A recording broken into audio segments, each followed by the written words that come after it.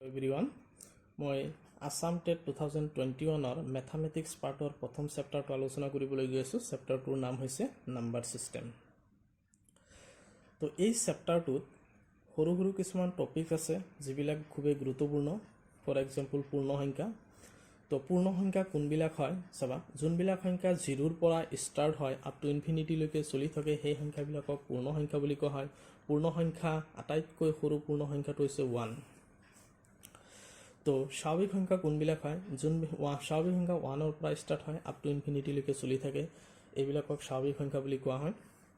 আটাইতকৈ সৰু স্বাভাৱিক সংখ্যাটো হৈছে 1। তো স্বাভাৱিক সংখ্যা আৰু পূৰ্ণ সংখ্যাৰ মাজত কি ডিফাৰেঞ্চ চাবা, প্ৰত্যেকটো স্বাভাৱিক সংখ্যাই পূৰ্ণ সংখ্যা হ'ব পাৰিব, কিন্তু প্ৰত্যেকটো পূৰ্ণ সংখ্যাই স্বাভাৱিক সংখ্যা হ'ব নোৱাৰে, কাৰণ 0টো স্বাভাৱিক নহয়। তো ইয়াতে স্বাভাৱিক সংখ্যাৰ তলত মই এটা ফৰ্মুলা লিখিছোঁ n × n+1/2। এইটোৰ জৰিয়তে আমি কি যিকোনো এডিশ্যন টাইপৰ যদি চাম আমাক কৰিবলৈ দিয়ে তেনেহ'লে সেইটো আমি ইজিলিভাৱে আমি কৰিব পাৰোঁ। ফৰ এক্সাম্পল 1 2 3 4 5 এনেকুৱাকৈ আমাক এড কৰিব দিছে, ৰিজাল্টটো কি হ'ব ফাইণ্ড আউট কৰিব দিছে। s = n × n+1/2 / 2। তো এনৰ মান ইয়াতে 5 দেখুওৱা হৈছে, 5 + 1 / 2। তো 2 5 × 6 2 × 3 5 3 = 15। তো আনচাৰটো হ'ব আমাৰ 15। এনেকুৱাকৈ আমি যিকোনো চাম কৰিব পাৰোঁ। 1ৰ পৰা যদি আপ টু 100লৈকেও আমাক এড কৰিব দিয়ে, ডেট মিনছ সেই অংকটো আমি এছ ফৰ্মুলাৰ জৰিয়তে ফাইণ্ড আউট কৰিব পাৰোঁ। তো যিকি নহওক আমাৰ নেক্সট টপিক হৈছে যুগ্ম সংখ্যা। যুগ্ম সংখ্যা কোনবিলাক হয়, যোনবিলাক সংখ্যা 2ৰে হৰণ কৰিব পাৰোঁ বা বিভাজ্য হয় সেইবিলাকক যুগ্ম সংখ্যা বুলি কোৱা হয়। 2ৰে হৰণ কৰিব পাৰোঁ, 4ক 2ৰে হৰণ কৰিব পাৰোঁ, 6ক 2ৰে হৰণ কৰিব পাৰোঁ, 8ক 2ৰে হৰণ কৰিব পাৰোঁ, 10কো আমি 2ৰে হৰণ কৰিব পাৰোঁ। গতিকে এই সংখ্যাবিলাকক সেইকাৰণে যুগ্ম সংখ্যা বুলি কোৱা হয়। তো কেতিয়াবা এনেকুৱা হ'ব পাৰে ডাঙৰ এটা সংখ্যা দিয়া থাকিব পাৰে, সংখ্যাটো যুগ্ম নে অযুগ্ম চিনাক্তকৰণ কৰিব লাগে। তো কোনো এটা সংখ্যাৰ শেষৰ অংকটো বা ইউনিট প্লেছত যদি 0 থাকে, ডেট মিনছ 2 থাকে, 4 থাকে, 6 থাকে, 8 থাকে, তেনেহ'লে সেই সংখ্যাটো নিশ্চিতভাৱে যুগ্ম সংখ্যা হ'ব। নেক্সট টপিকছ অযুগ্ম সংখ্যা। অযুগ্ম সংখ্যা কোনবিলাক হয় চাবা, 1 3 5 7 9 11 এইবিলাকক আমি অযুগ্ম লৈছোঁ। অযুগ্ম সংখ্যাবিলাক কেতিয়াও 2ৰে হৰণ নাযায়। তো যোনবিলাক সংখ্যা 2ৰে হৰণ নাযায় সেইবিলাকক অযুগ্ম সংখ্যা বুলি কোৱা হয়। অযুগ্ম সংখ্যা এটা আমি কেনেকৈ চিনি পাম, কোনো এটা সংখ্যাৰ শেষত যদি 1 থাকে, 3 থাকে, 5 থাকে, 7 থাকে, 9 থাকে, সেই সংখ্যাটো নিশ্চিতভাৱে অযুগ্ম সংখ্যা হ'ব। ছাপোজ ডাঙৰ এটা সংখ্যা দিয়া আছে, এই সংখ্যাটো এতিয়া আমি ফাইণ্ড আউট কৰিব লাগিব যুগ্ম নে অযুগ্ম, লাষ্ট ডিজিট আমি চাম 9, তেনেহ'লে সংখ্যাটো অযুগ্ম হ'ব। এতিয়া মৌলিক সংখ্যা কাক কয় চাবা, তো যোনবিলাক সংখ্যা 1 আৰু সেই সংখ্যাটোৰে বিভাজ্য হয় সেই সংখ্যাটোকে মৌলিক সংখ্যা বুলি কোৱা হয়। ডেট মিনছ যোনটো সংখ্যাৰ 1 আৰু সেই সংখ্যাটোৱে মাত্ৰ দুটা উৎপাদক, সেই সংখ্যাবিলাকক মৌলিক সংখ্যা বুলি কোৱা হয়। 2ক আমি লিখিব পাৰোঁ 1 × 2, বেলেগ কোনো সংখ্যা নাই। 5ক 1 × 5, বেলেগ কোনো সংখ্যাৰ আমি মাল্টিপ্লিকেশ্যন কৰি 5 পাব নোৱাৰোঁ। 13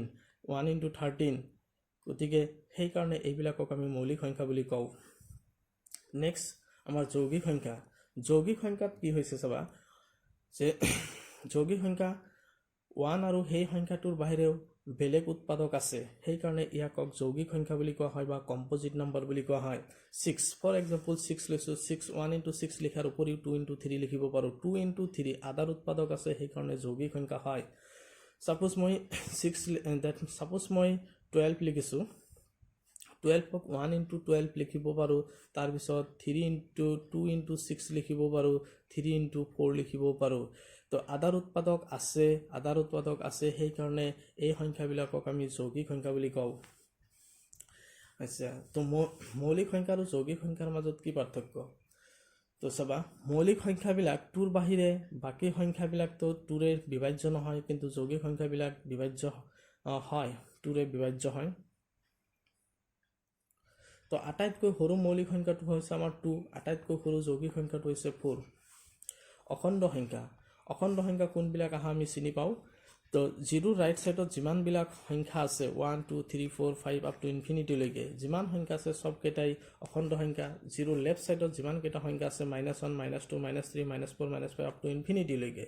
যিমান সংখ্যা আছে সব সংখ্যাই that means is equal to অখণ্ড সংখ্যা হয় তো লেফট সাইডৰ এলিমেন্ট বিলাক নেগেটিভ হয় ৰাইট সাইডৰ সংখ্যা বিলাকক পজিটিভ সংখ্যা বুলি কোৱা হয় তো যিমান বিলাক পজিটিভ সংখ্যা আছে নেগেটিভ সংখ্যা আছে আৰু জিৰো সব সংখ্যাকে একেলগে অখণ্ড সংখ্যা বুলি কওঁ তো অখণ্ড সংখ্যা এনেকুৱা এটা সংখ্যা অখণ্ড সংখ্যাৰ ভিতৰত স্বাভাৱিক সংখ্যা বিলাকো সোমাই আছে স্বাভাৱিক সংখ্যা বিলাক সোমাই আছে পূৰ্ণবৰ্গ সংখ্যা বিলাকো সোমাই আছে প্ৰত্যেকটো পূৰ্ণবৰ্গ সংখ্যা স্বাভাৱিক সংখ্যা যুগ্ম সংখ্যা অযুগ্ম সংখ্যা মৌলিক সংখ্যা যৌগিক সংখ্যা সব সংখ্যাই অখণ্ড সংখ্যাৰ ভিতৰত সোমাই আছে আচ্ছা নেক্সট টপিক এতিয়া আমাৰ হৈছে পৰস্পৰ মৌলিক সংখ্যা কি হয় চাবা পৰস্পৰ মৌলিক সংখ্যাক আমি কো প্ৰাইম নাম্বাৰ বুলি কওঁ তো যোনবিলাক সংখ্যা যেনেকুৱা 3 and 5 এই সংখ্যা দুটাৰ সাধাৰণ উৎপাদক অনলি 1 আছে 8 and 9 সাধাৰণ উৎপাদক 1 আছে 18 and 35 সাধাৰণ উৎপাদক 1 54 67 সাধাৰণ উৎপাদক 1 15 16 সাধাৰণ উৎপাদক 1 6 and 35 সাধাৰণ উৎপাদক 1 তো প্লাস ইয়াত আৰু এটা কথা ধ্যান দিবা তো যোনবিলাক সংখ্যাৰ সাধাৰণ উৎপাদক 1 হয় বা 1ৰ বাহিৰে অন্য কোনো উৎপাদক নাই সেই সংখ্যাবিলাকক মৌলিক সংখ্যা বুলি কম তো মৌলিক সংখ্যাবিলাকক পৰস্পৰ মৌলিক সংখ্যা বুলি কম বা সহমৌলিক সংখ্যা বুলি কম আমি ইয়াতে 3 আৰু 5 1ৰ বাহিৰে অন্য কোনো উৎপাদক নাই এই দুইটাই সংখ্যাই মৌলিক সংখ্যা হয় 8 and 9 8 টো এটা যৌগিক সংখ্যা 9 টো এটা যৌগিক সংখ্যা 18 এটা যৌগিক সংখ্যা 35 এটা যৌগিক সংখ্যা তো যৌগিক সংখ্যাও পৰস্পৰ মৌলিক সংখ্যা হ'ব পাৰে বা সহমৌলিক সংখ্যা হ'ব পাৰে তো এটা কথা মনত ৰাখিবা তো দুইটা যৌগিক সংখ্যাও হ'ব পাৰে পৰস্পৰ মৌলিক সংখ্যা এটা মৌলিক এটা যৌগিকো হেনেকুৱাকেও হ'ব পাৰে মাত্ৰ আমি চাব লাগে যে সেই সংখ্যা দুটাৰ সাধাৰণ উৎপাদক 1 হয় নে নাই যদি সাধাৰণ উৎপাদক 1 হৈছে তেনেহলে সংখ্যাটো পৰস্পৰ মৌলিক বা সহমৌলিক বুলি আমি কম যজম মৌলিক সংখ্যা কোনবিলাক এতিয়া চাবা বা টুইন প্ৰাইম নাম্বাৰ তো টুইন প্ৰাইম নাম্বাৰ বিলাকৰ মাজত ইয়াতে 3 5 5 7 11 13 17 19 29 and 31 এনেকুৱাকে কিছুমান এক্সাম্পল লিখা হৈ আছে তো এই এক্সাম্পল কেইটাৰ মাজত চাবা 3 and 5ৰ মাজত এটা সংখ্যা আছে 5 আৰু 7ৰ মাজত এটা সংখ্যা আছে এই যি সংখ্যা আছে সেই সংখ্যাবিলাক এটা যৌগিক সংখ্যা হয় তো দুটা সংখ্যাৰ মাজত যদি এটা যৌগিক সংখ্যা থাকে তেনেহলে সেই সংখ্যাটোকে যজম মৌলিক সংখ্যা বুলি কয় দুটা সংখ্যাৰ মাজত যদি এটা যৌগিক সংখ্যা থাকে সেই কাৰণে এইবিলাকক আমি যজম মৌলিক সংখ্যা বুলি কওঁ এই সংখ্যাটোৰ মাজত কিন্তু নাই এটা যৌগিক সংখ্যা নাই সেই কাৰণে এটো যজম মৌলিক সংখ্যাৰ ভিতৰত ধৰা হোৱা নাই ইয়াতে আৰু এটা এক্সাম্পল 17 and 68 আছিল তো 17 1 into 17 68ক 17 into 4 লিখিব পাৰো তো তেনেহলে এই দুইটাৰ সাধাৰণ উৎপাদক কি হৈ গৈছে 17 হৈ গৈছে গতে সেই কাৰণে ই পৰস্পৰ মৌলিক সংখ্যা নহয় আৰু এইটো যজম মৌলিক সংখ্যা নহয় এতিয়া নেক্সট টপিক হৈছে আমাৰ মৌলিক ক্ৰয় মৌলিক ক্ৰয়টো আমি কেনেকুৱাকে চাবা 3 5 7 লৈছো এক্সাম্পল হিচাপতে তো তিনিটা ক্ৰমিক মৌলিক সংখ্যাৰ মাজৰ অন্তৰ যদি ডিফাৰেন্স যদি 2 হয় 3 আৰু 5ৰ মাজত ডিফাৰেন্স 2 হয় 5 আৰু 7ৰ ডিফাৰেন্স 2 হয় তেনেহলে সংখ্যাটোক আমি কি বুলি কম মৌলিক ক্ৰয় বুলি কম বা প্ৰাইম ট্ৰিপলেট বুলি কোৱা হয় আচ্ছা যিকেই নহওক এতিয়া আমাক নেক্সট টপিক লৈ আলোচনা কৰিবলৈ গৈ আছো এতিয়া আমাৰ নেক্সট টপিকটো হৈছে পাইথাগোৰাছ ট্ৰিপলেট কি হয় পাইথাগোৰাছ এটা থিওৰিম আছিল আমাৰ c square is equal to a square plus b square এই থিওৰিমটোত দ্যাট মিন্স এটুক হাইপোটেনিয়াস বুলি কোৱা হয় এটুক বেস বুলি কোৱা হয় এটুক পাৰপেন্ডিকুলাৰ হয় এটু সবতকে ডাঙৰ হয় গতি c square is equal to a square plus b square বুলি লিখা হৈছে তো ইয়াতে কেইটামান এক্সাম্পল লিখা হৈছে এই প্ৰত্যেকটো এক্সাম্পলৰ ক্ষেত্ৰত যোনটো ডাঙৰ হয় মান হেতু হৈছে c আৰু বাকি দুটা a আৰু b বুলি ধৰিবা গতি a square plus b square is equal to যদি c square হয় তেনেহলে আমি পাইথাগোৰাছ ট্ৰিপলেট বা পাইথাগোৰাছ থিওৰিম মানিছে বুলি আমি কম আচ্ছা নেক্সট নাম্বাৰটো হৈছে আমাৰ নিখুঁত সংখ্যা কি হয় বা পাৰফেক্ট নাম্বাৰ কি হয় 6 28 496 8128 এই সংখ্যা কেইটা লোৱা হৈছে তো এই সংখ্যা কেইটাৰ এটা ক্যাৰেক্টাৰিস্টিক চাবা 6ক 1 into 6 লিখিছো 2 into 3 লিখিছো দ্যাট মিন্স এই উৎপাদক কেইটা এড কৰিলে আমি অৰিজিনাল নাম্বাৰটো পাও ঠিক 28ক 1 into 28 2 into 14 and 4 into 7 এই সংখ্যাকেইটাৰ উৎপাদককেইটা যদি আমি এড কৰোঁ তেনেহ'লে 28 পাম তো that means sum of the factor is equal to original number যদি হয় তেনেহ'লে আমি এই সংখ্যাবিলাকক নিখুঁত সংখ্যা বুলি কোৱা হয় সেইকাৰণে 6 28 4 9 6 8 1 2 8 এই সংখ্যাকেইটা নিখুঁত সংখ্যা হিচাপে আমি পৰিচয় দিছোঁ নেক্সট আমাৰ টপিক হৈছে পূৰ্ণবৰ্গ সংখ্যা পূৰ্ণবৰ্গ সংখ্যা that means perfect square number perfect square number কি হয় সবা তো that means perfect square number তো 1 4 9 16 25 36 49 64 and 81 এই সংখ্যা বিটা 1 into 1 কৰিলে আমি 1 পাম 2 into 2 কৰিলে 4 পাম 3 into 3 কৰিলে 9 পাম 4 into 4 5 into 5 6 into 6 7 into 7 8 into 8 9 into 9 তো কোনো এটা সংখ্যাক সেই সংখ্যাৰে মাল্টিপ্লিকেশ্যন কৰিলে যি ৰিজাল্ট পাম হেতুকে কোৱা হয় দ্যাট মিন্স পূৰ্ণবৰ্গ সংখ্যা তো কোনো এটা সংখ্যা পূৰ্ণবৰ্গ হয় নে নাই আমি কেনেকৈ চেক কৰিম কোনো এটা সংখ্যাৰ শেষত যদি 1 থাকে 4 থাকে 5 থাকে 6 থাকে 9 থাকে সেই সংখ্যাটো পূৰ্ণবৰ্গ সংখ্যা হোৱাৰ চান্স আছে আৰু কোনো এটা সংখ্যাৰ শেষত যদি দুটা গ্ৰুপিং দ্যাট মিন্স গ্ৰুপিং দুটা চাৰিটা এনেকুৱাকৈ যদি 0 থাকে তেনেহ'লে সেই সংখ্যাটো পূৰ্ণবৰ্গ সংখ্যা হয় ইয়াতে এটা এক্সাম্পল হৈছে 625 দ্যাট মিন্স লাষ্ট ডিজিট 5 আছে গতি এই সংখ্যাটো এটা পূৰ্ণবৰ্গ সংখ্যা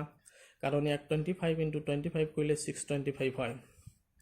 100 এটা হৈছে দুটা 0 আছে 10 into 10 দ্যাট মিন্স 100 সেই কাৰণে 100ক আমি পূৰ্ণবৰ্গ সংখ্যা বুলি কওঁ পূৰ্ণ গণ সংখ্যা that means perfect cube number কোনবিলাক হয় 1ক 3 টাইমছ মাল্টিপ্লিকেশ্যন কৰা 2ক 3 টাইমছ কৰা 3ক 3 times multiplication 4 3 times 5 into 5 into 5 তিনিবাৰ মাল্টিপ্লিকেশ্যন কৰা 6ক তিনিবাৰ মাল্টিপ্লিকেশ্যন কৰা 7ক তিনিবাৰ মাল্টিপ্লিকেশ্যন কৰা যি নাম্বাৰ আমি পাইছোঁ সেইবিলাকক আমি পূৰ্ণ ঘনক সংখ্যা বুলি কওঁ পূৰ্ণ ঘন সংখ্যা বুলি কওঁ আমি নেক্সট আমাৰ হৈছে বাস্তৱ সংখ্যা দ্যাট মিন্স ৰিয়েল নাম্বাৰ কোনবিলাক চাবা তো যোনবিলাক ৰিয়েল নাম্বাৰ আকৌ দুই ধৰণৰ এটা পৰিমেয় সংখ্যা এটা অপৰিমেয় সংখ্যা পৰিমেয় সংখ্যা হৈছে যোনবিলাক সংখ্যাক আমি p/q আকৃতিত প্ৰকাশ কৰিব পাৰোঁ সেইবিলাকক পৰিমেয় সংখ্যা বুলি কোৱা হয় p/q য'ত q not is equal to 0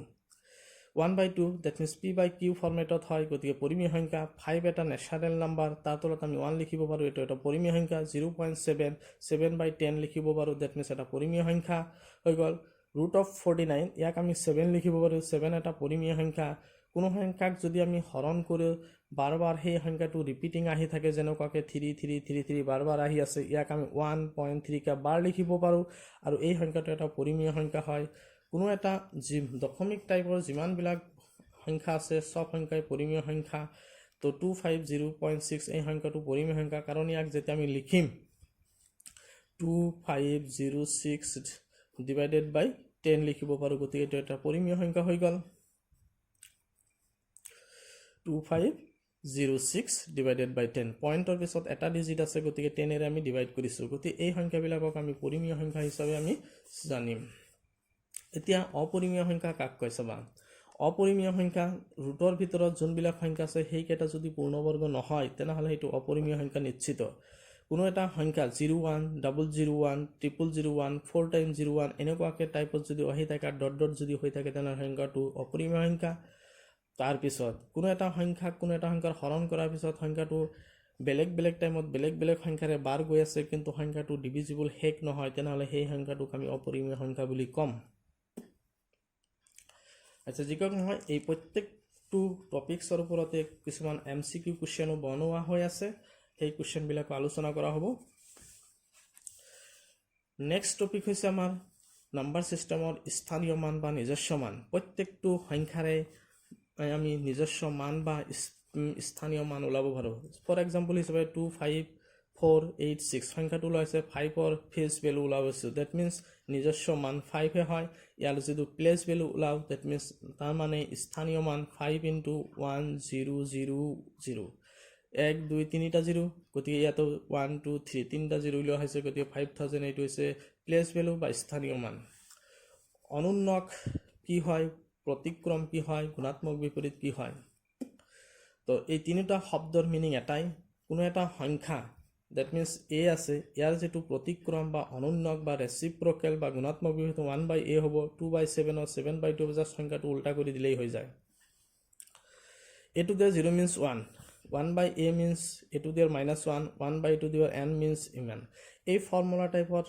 technique এটা জানি থোৱা, কেতিয়াবা সেনেকুৱাকৈ শ্বৰ্ট কুৱেশ্যন সুধিব পাৰে। 5 to the power 0 means 1, 1ৰ যেতিয়া অনুন্ন কলাম বা প্ৰতিক্ৰম কলাম এইটো হ'ব 3 to the power minus 1, that means এইটোক লিখিব পাৰোঁ 1 by 3। তো 1 by 3 এইটোক উল্টাই দিলে 3 by 1, তাৰ মানে 3 এই সংখ্যাটোৰ তেনেহ'লে 3টো হৈছে তাৰ অনুন্নক বা প্ৰতিক্ৰম বা গুণাত্মক বিপৰীত সংখ্যা। যোগাত্মক বিপৰীত সংখ্যা কি? দ্যাট মিনছ এডিটিভ ইনভাৰ্স কি? তো এৰ যোগাত্মক বিপৰীত মাইনাছে -5 এৰ হৈছে +5 এৰ। তাৰ মানে এইটোৱে মই ক'ব বিচাৰিছোঁ, যদি পজিটিভ থাকে নেগেটিভ শ্ব' কৰিবা, নেগেটিভ থাকিলে পজিটিভ শ্ব' কৰিবা। এইটোকে কোৱা হয় যোগাত্মক বিপৰীত। যোগাত্মক একক আৰু গুণাত্মক একক। যোগাত্মক একক মিনছ 0, 0ক যোগাত্মক একক বুলি কোৱা হয়, 1ক গুণাত্মক একক বুলি কোৱা হয়। কাৰণ 0ক যদি কোনো এটা সংখ্যাৰ লগত যোগ কৰা হয় সেই সংখ্যাটোকেই থাকে, আৰু কোনো এটা সংখ্যাৰ লগত যদি 1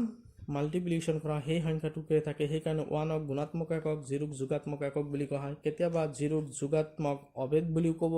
ক'ব পাৰি বা 1ক গুণাত্মক অভেদ বুলিও ক'ব পাৰি। শব্দকেইটাৰ মিনিং চাবা। আবদ্ধ বিধি, ক্ৰম বিনিময় বিধি, সহযোগ বিধি। তো এই যে আমি যিমানবিলাক সংখ্যা পালোঁ, পূৰ্ণ সংখ্যা, স্বাভাৱিক সংখ্যা, অখণ্ড সংখ্যা, এই সংখ্যাবিলাকৰ ক্ষেত্ৰত আবদ্ধ বিধি, ক্ৰম বিনিময় বিধি বা সহযোগ বিধি আমি এইবিলাকৰ ক্ষেত্ৰত আমি এপ্লাই কৰিব পাৰোঁ। আবদ্ধ বিধি মানে দুটা ছেম টাইপৰ বস্তু এড কৰি যদি আমি সেই বস্তু দিয়ে পাইছোঁ, এডিশ্যন কৰি, ছাবট্ৰেকশ্যন কৰি, মাল্টিপ্লিকেশ্যন কৰি বা ডিভিজন কৰি যদি আমি সেই একেটা বস্তুই পাইছোঁ, তেনেহ'লে ডেট মিনছ আবদ্ধ বিধি হ'ব। যেনেকুৱাকৈ দুটা স্বাভাৱিক সংখ্যা এড কৰিলে স্বাভাৱিক সংখ্যাই পোৱা যায়, বেলেগ সংখ্যা পোৱা নাযায়। তাৰ মানে সেইটো এটা আবদ্ধ বিধি ফ'ল' কৰিছে। ক্ৰম বিনিময় বিধি, suppose a + b = b + a, উল্টাকৈ লিখিলেও মানৰ কোনো পৰিৱৰ্তন নহয়, তাৰ মানে ক্ৰম বিনিময় বিধি ফ'ল' হৈছে। সহযোগ বিধিটো ঠিক a + b + c, a + b + c, তাৰমানে b আৰু c আগতে এড কৰিছোঁ, তাৰপিছত a লগত এড কৰিছোঁ, যি মান পাইছোঁ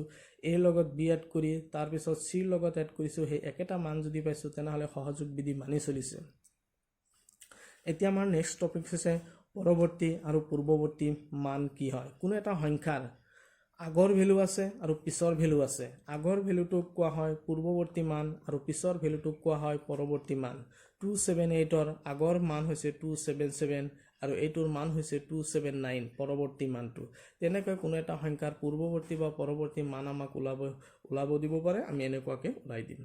এইখিনিতে আজিৰ কাৰণে মোৰ ক্লাছটো সামৰণি মাৰিছোঁ। তো ইয়াতে কিছুমান শ্বৰ্ট টেকনিকবিলাক জাষ্ট আলোচনা কৰা হৈছে। নেক্সট ক্লাছত ইয়াৰ MCQ এইবিলাক ডিছকাছ কৰা হ'ব। যদি ক্লাছটো ভাল লাগিছে লাইক কৰিবা এণ্ড শ্বেয়াৰ কৰিবা। Thank U.